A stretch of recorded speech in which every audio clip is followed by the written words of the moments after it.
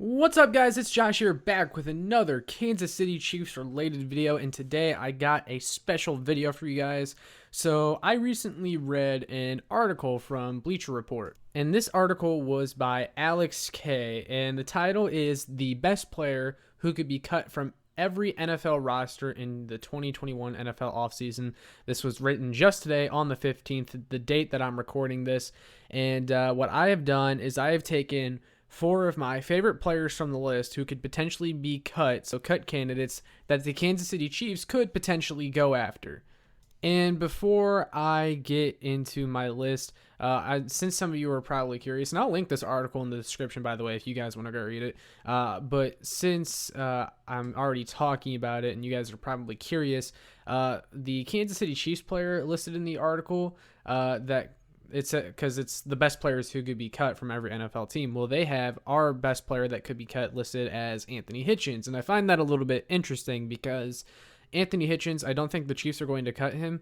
But the more I think about it, the more I believe it could still be possible if they really like what they see out of Nick Bolton and think, man, Bolton can replace this guy from day one, and he's going to replace him eventually, and cutting Anthony Hitchens post June 1st actually saves the Chiefs over $6 million. You know, they could use some of that money for another position. So, I mean, there's definitely, reasons to think it could happen. I don't think it will, but I just wanted to throw that in there since I'm sure some of you were probably curious. But without further ado, let's get into four of my favorite players from this list that I would like to see the Chiefs go after if they are in fact cut. All right, so first player on the list is cornerback Bradley Roby of the Houston Texans. So, as we know, the Houston Texans are really in a rebuilding stage right now. Their franchise is kind of in limbo, especially with the whole Deshaun Watson situation. And Bradley Roby is someone that they could cut, especially because they could save over $8 million by releasing Roby. And he only has a year left on his contract after the 2021 season. He's only signed through 2022.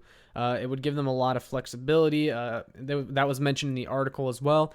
But Bradley Roby could be that slot corner that the Chiefs have been looking for. I know they recently traded for Mike Hughes from the Minnesota Vikings, but that's just kind of a flyer by Brett Veach, someone that might have some untapped potential, but And I like the Hughes move, I really do, but there's a chance he's not even going to be healthy. So, right now he's just kind of a high upside flyer, but Bradley Roby is someone who's still been pretty productive. He's been one of the better cornerbacks in the league since he's been in the league.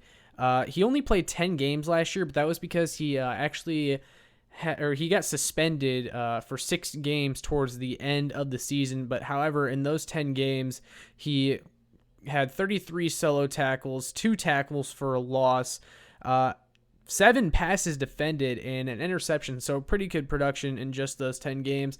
He's a pretty versatile defender, as he can also play press coverage. But yeah, if Bradley Roby were to get released, I would definitely like the Chiefs to take a look. I've been a fan of him for a long time, and I kind of wanted the Chiefs to look into him a couple of years back when he was a free agent. So one of the bad things about Bradley Roby, though, is he still has one more game left to serve for suspension. So if the Chiefs were to somehow acquire him, he wouldn't even be available for the first game of the year. But if he's released, sure, I would love the Chiefs to take a look at him. So that's my first suggestion.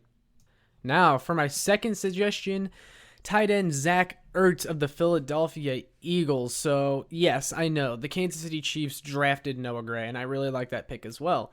But it was reported that the Chiefs were sniffing around a Zach Ertz trade earlier this offseason as the Eagles were looking to dump him off. However, it kind of looks like no deals are materializing and no one wants to trade for Zach Ertz at his current cap hit, so he could end up as a post-June 1 cut, which would save the Philadelphia Eagles close to $9 million in cap space, which would make Zach Ertz a free agent. And if he did become a free agent, I have no doubt that the Chiefs would be interested. And even though Zach Ertz didn't have a great year last year, and he's going to be on the wrong side of 30 here pretty soon, he's still someone that I think the Chiefs would love if he's available. Like I said, they were already interested in him, and he could be another reliable pass catcher at the tight end position, or just pass catcher, period. You put him on the field with Kelsey at the same time, and, defenses have to take that seriously. So I definitely think this should be one to watch. All right, and my third suggestion, Arizona Cardinals outside linebacker Devin Kennard. So Kennard was drafted by the New York Giants back in 2014, spent several years there before going to the Detroit Lions as a free agent, and then spent 2020 in Arizona, where he only appeared in 13 games, struggled with an ankle injury, and was even on the COVID list at one point. And then the Cardinals traded for Marcus Golden. He kind of fell out of the rotation. And then, of course, the Cardinals brought Golden back, and they brought in J.J. Watt. So Kennard doesn't quite fit into their rotation much anymore, especially with Chandler Jones coming back as well. And the Cardinals could save close to $4 million by releasing Kennard.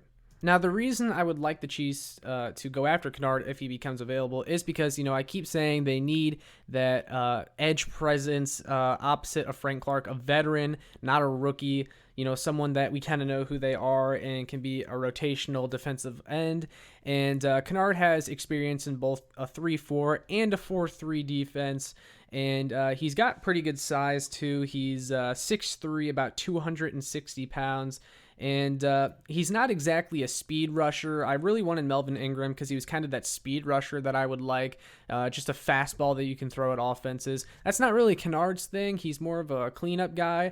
However, Kennard has he's been a really good run defender since he's been in the NFL. Can get off blocks fairly easily and stop run plays. And I would really be a big fan of that because I just remember so many teams last year when they would run against us. And although I bagged on Frank Clark a lot, teams take him seriously as a run defender, and typically they would just run to the right side opposite of Clark because our run defense was so weak on that side.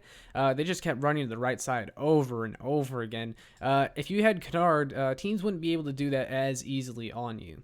Kennard could also give you a little bit of pass rush too. He's accumulated about 27 sacks in his career, as well as 46 tackles for a loss. He only had 3 sacks in 2020, but again, struggled with injury and illness. But in 2018 and 2019 with the Detroit Lions, where he was before Arizona, he had back-to-back 7-sack seasons. So I think Kennard could be someone that could help this defense a lot if he were to come available. All right, and my fourth and final suggestion is Green Bay Packers cornerback Josh Jackson. So a lot of you may remember Josh Jackson was someone that was mocked to the Chiefs a lot back in the 2018 NFL draft. A lot back when they still had their first round pick. After they traded their first round pick, that whole thing kind of disappeared. But Josh Jackson ended up falling to the second round anyways. But he was someone that I know a lot of Chiefs analysts were very high on, and he could become available. Now, the Packers wouldn't save too much cutting Josh Jackson because he is on his rookie deal. They would save some money, though. But the reason they would be cutting him is because they haven't been all that happy with him. He's kind of been a bust, to be quite honest with you. And the Packers also drafted 2 cornerbacks in this most recent draft, Eric Stokes and Shamar Jean-Charles. So, and also Josh Jackson, there's been plenty of times where he had a chance to prove himself and could never really stick or get playing time. The coaching staff didn't really trust him.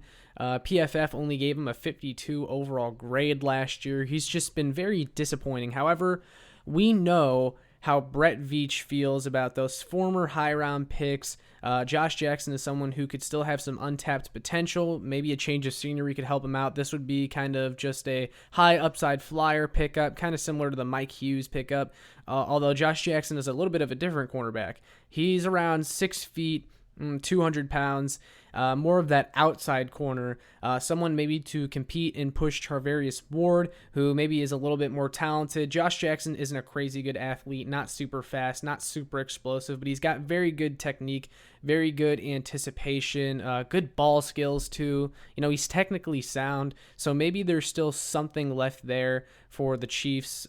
Maybe there's enough juice left to squeeze out of Josh Jackson as an NFL player. If he were to get released, I would definitely love to see the Chiefs take a flyer on him because I liked him coming out of college as well. So, yeah, that's pretty much all I got there.